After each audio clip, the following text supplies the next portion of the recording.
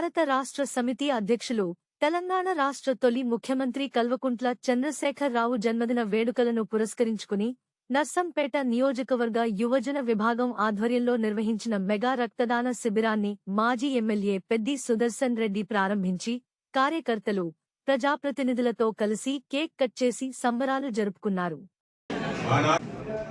ఇవాళ ఈ రాష్ట్రాన్ని సృష్టించినటువంటి సృష్టికర్త, కార్యసాధకుడు, తనకు తానే టార్గెట్ ఎంచుకొని గమ్యాన్ని ముద్దాడేటువంటి తత్వం గలటువంటి మహనీయుడు కల్వకుంట్ల చంద్రశేఖరరావు గారు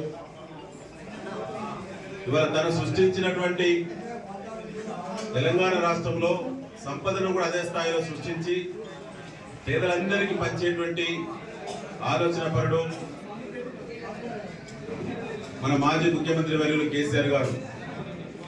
దశాబ్ద కాలంగా వారు ఈ దేశం గర్వపడే విధంగా కేంద్ర ప్రభుత్వం శత్రు మార్గాన్ని ఎంచుకున్న అభినందించని తప్పనిసరి పరిస్థితులకు తీసుకొచ్చి గొప్ప పరిపాలకుడిగా దశాబ్ద కాలం పరిపాలించిన కేసీఆర్ గారు నిండా నూరేళ్లు ఆయురారోగ్యాలతో ఉండాలని బ్రహ్మాండంగా ముందుకు పోయి మరిన్ని కాలాల భవిష్యత్తులో తెలంగాణ రాష్ట్రాన్ని ముందుకు తీసుకెళ్లడంలో వారు మార్గనిర్దేశనం చూపాలని చెప్పి మరొకసారి మనసారా భగవంతుని కోరుకుంటూ ఈ కార్యక్రమంలో ముఖ్యంగా బ్లడ్ డోనర్స్ మన ముఖ్య అతిథులు చాలా బ్రహ్మాండంగా ఈ స్థితిలో కూడా బ్లడ్ డొనేట్ చేయడానికి ముందుకు వచ్చారు.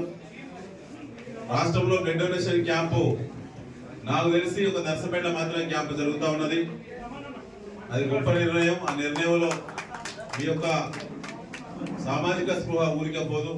తప్పకుండా కూడా పార్టీలో కూడా మంచి గుర్తింపు తప్పక యువతకు రాబోయే రోజుల్లో గ్రామ మండల స్థాయిలో యువతకు ప్రత్యేక అవకాశాలు పెద్దపీట వేస్తామని చెప్పి మరొకసారి తెలియజేస్తూ అందరికీ